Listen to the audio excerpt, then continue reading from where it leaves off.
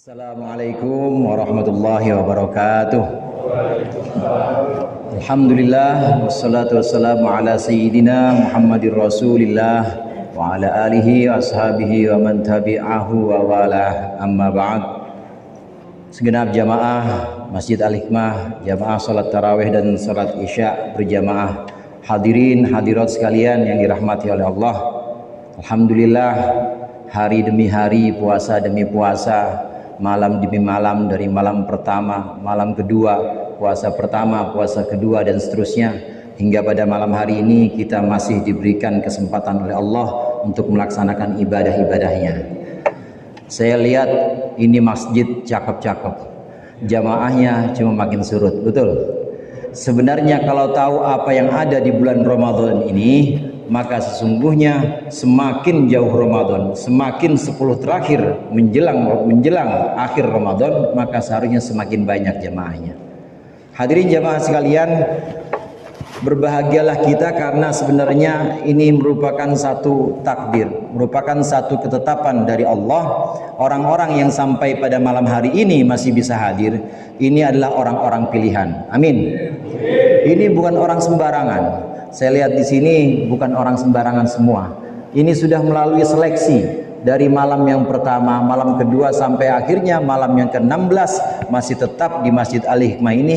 Ini berarti sudah diseleksi oleh Allah untuk tetap menghadiri jamaah, menghadiri sholat tarawih. Mudah-mudahan ini menjadi satu bekal kebaikan kita di sisi Allah nanti. Amin. Ada banyak kebaikan-kebaikan, ada banyak amalan-amalan yang bisa kita lakukan di bulan Ramadan. Namun Rasulullah SAW mengatakan setidaknya ada 6 amalan yang harus kita benar-benar lakukan di bulan Ramadan. Kalau 6-6-nya nggak bisa, paling tidak kita bisa melaksanakan salah satu dari 6 itu. Yang pertama yaitu man hadara majlisan min majalisi dzikri. Barang siapa yang hadir ke satu majlis yang mengingatkan dia kepada Allah, katabalahu bikulli qadwatin ibadatan, maka Allah akan mencatat setiap langkah yang dia jejakkan kakinya menuju majlis zikir itu, akan Allah catat sebagai ibadah. Wa yakunu ma'i tahtal arsy, kata Rasulullah, dan nanti dia bersama aku di bawah arsy di hari kiamat.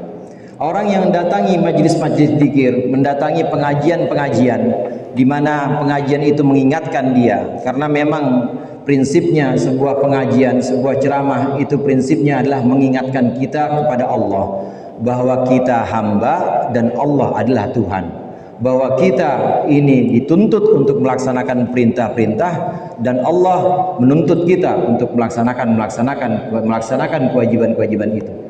Selama majlis-majlis, selama tempat-tempat duduk bersama ini mengingatkan kepada Allah, maka itu disebut sebagai majlis zikir. Orang yang mendatangi majlis zikir di bulan Ramadan, maka setiap langkahnya Allah catat sebagai ibadah. Dari rumah sampai ke Masjid Al-Hikmah ini yang mengingatkan kita bahwa kita hamba, nggak bisa apa-apa.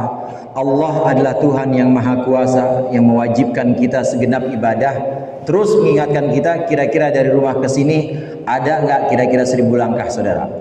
Taruhlah ada, maka 1000 langkah itu adalah 1000 ibadah untuk kita. Pulang pergi, PP perginya dicatat sebagai ibadah setiap langkahnya. Begitu juga pulangnya dicatat sebagai ibadah. Ini hebatnya majlis zikir yang ada di bulan Ramadan. Majlis-majlis yang mengingatkan kita bahwa kita adalah hamba dan Allah adalah Tuhan yang Maha Kuasa. Ini ketika kita datang, maka setiap langkah kita akan dihitung sebagai ibadah. Kemudian yang kedua, amalan yang dianjurkan oleh Rasulullah dilakukan di bulan Ramadan ini yaitu man dawama 'alal jamaah banallahu lahu bikulli raq'atin madinatan min nur. Barang siapa yang mudawamah, barang siapa yang menjaga salat-salat jamaahnya di bulan Ramadan, maka akan Allah bangunkan untuknya satu kota dari setiap rakaat yang dia jalankan. Tadi kita salat isya jamaah, betul? Salat tarawih nanti akan kita laksanakan jamaah, betul? Salat tarawih 8 rakaat, salat isya 4 rakaat. Ini berarti 12 kotak sudah Allah bangunkan untuk kita. Ini baru dari maghrib, baru dari isya sampai tarawih aja. 12 kota yang dimaksud di sini nanti di akhirat kota dari cahaya. Saudara-saudaraku sekalian, yang dimaksud dengan kota cahaya di sini tentu bukan kota di dunia ini. Kalau di dunia mungkin ada kota yang penerangannya minim, ada kota yang memang di bawah garis kemiskinan, ada kota yang penduduknya juga kumuh. Tapi nanti Allah bangunkan untuk kita bukan cuma istana, tapi Allah bangunkan kota dari cahaya dari setiap rakaat yang kita jamaah lakukannya di bulan Ramadan ini. Kita sholat subuh berjamaah, kita sholat zuhur berjamaah, terus tidak putus-putus, namanya mudawamah. Orang yang bisa melaksanakan mudawamah, melaksanakan terus-menerus berjamaah dalam bulan Ramadan, maka setiap rakaat sholat yang dilakukan dalam berjamaah ini akan Allah bangunkan cahaya, akan Allah bangunkan kota dari cahaya nanti di hari akhirat, di hari kiamat nanti.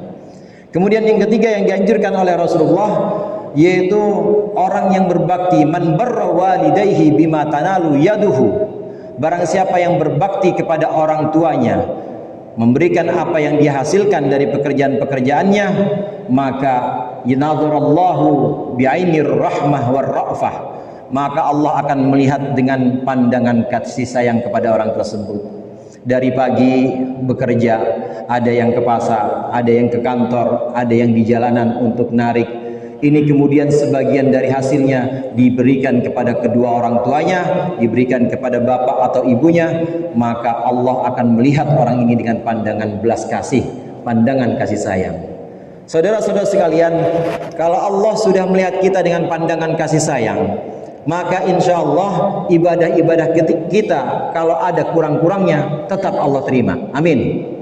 Meskipun kita kurang-kurang khusyuk, meskipun kita kadang-kadang kurang ikhlas, tapi karena Allah sayang kepada kita, karena Allah kasihan kepada kita, bakti kita kepada orang tua, maka Allah memberikan pandangan kasih sayang ini untuk kita yang berbakti kepada orang tua di bulan Ramadan. Kurang-kurang dari ibadah kita insya Allah akan Allah genapkan. Apa yang tidak sempurna dari ibadah kita tetap Allah terima.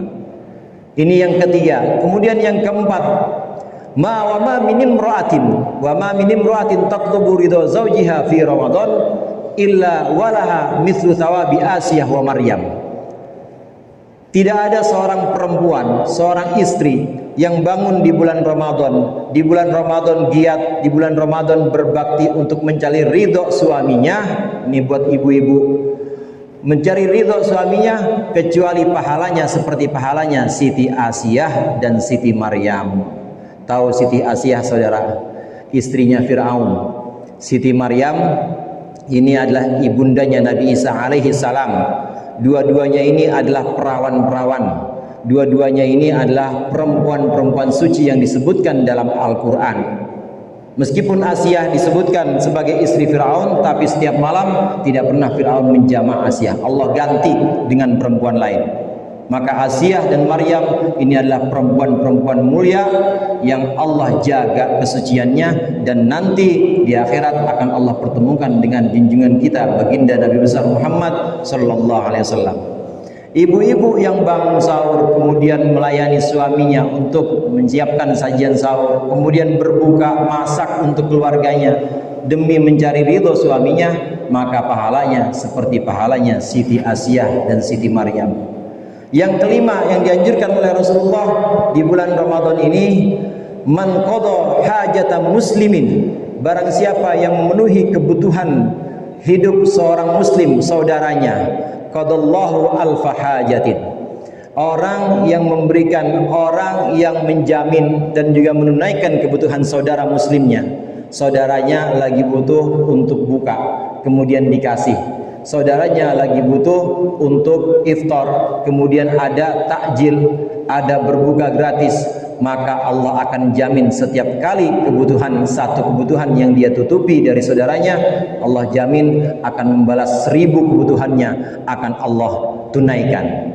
Orang yang memberikan, orang yang menunaikan, menutupi kebutuhan-kebutuhan saudaranya, maka akan Allah jamin 1000 kebutuhannya itu akan Allah penuhi dan Allah tunaikan. Yang terakhir saudara-saudara sekalian, yang sangat dianjurkan oleh Rasulullah di bulan Ramadan ini adalah memberikan sedekah. Man tasaddaqa ila faqirin dhi iyalin. Barang siapa yang bersedekah kepada fakir yang masih keluarga, maka Allah akan mengangkat dia alfi darajah. Allah akan angkat 1000 derajat. Dan juga Allah akan tunaikan pada dia, Allah akan hapus bagi dia 1000 keburukan, 1.000.000 bahkan 1.000.000 keburukan, alfi sayyiatin.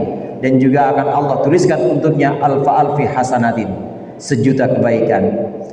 Hadirin jamaah rahimakumullah, yang perlu kita perhatikan di sini Rasulullah sebutkan faqirin dhi iyalin, orang fakir yang masih keluarga. Ini menunjukkan bahwa Nabi Muhammad SAW ini memprioritaskan keluarga terdekat kita. Kalau kita mau sedekah, kalau kita mau berbagi, maka hendaklah perhatikan dulu keluarga kita yang fakir. Ada enggak di antara keluarga kita, kerabat kita, mungkin keponakan, mungkin kakak, mungkin bahkan orang tua, ada enggak yang kira-kira memang membutuhkan uluran tangan kita? Maka utamakan itu dulu. Kalau orang sekitar kita, keluarga sudah terpenuhi kebutuhannya, boleh kita memberikan yang lain. Jangan kita memberikan orang-orang yang jauh, tapi sementara keluarga kita lupakan. Jangan. Yang jauh-jauh kelihatannya hebat, yang jauh-jauh kelihatannya namanya harum, tapi di kalangan keluarganya dia terkenal dengan orang pelit. Jangan. Di sini mah nggak ada yang begitu ya. Di sini insya Allah memprioritaskan keluarga semuanya. Maka hendaklah kita mendahulukan keluarga yang fakir. Baru setelah itu kita bisa berbagi, kita bisa bersedekah untuk orang-orang yang memang bukan keluarga. Inilah 6 amalan-amalan yang sangat dianjurkan oleh Rasulullah kita laksanakan di bulan Ramadan ini. Mudah-mudahan Allah senantiasa membimbing langkah kita untuk melaksanakan kebaikan-kebaikan, dan Allah tuntun kita hingga akhir Ramadan, keluar kita dari Ramadan kayaumi waladathu ummuh, seperti bayi yang dilahirkan oleh ibunya, suci dari dosa-dosa. Wallahu muwaffiq ila aqwamit thoriq. Wassalamualaikum warahmatullahi wabarakatuh.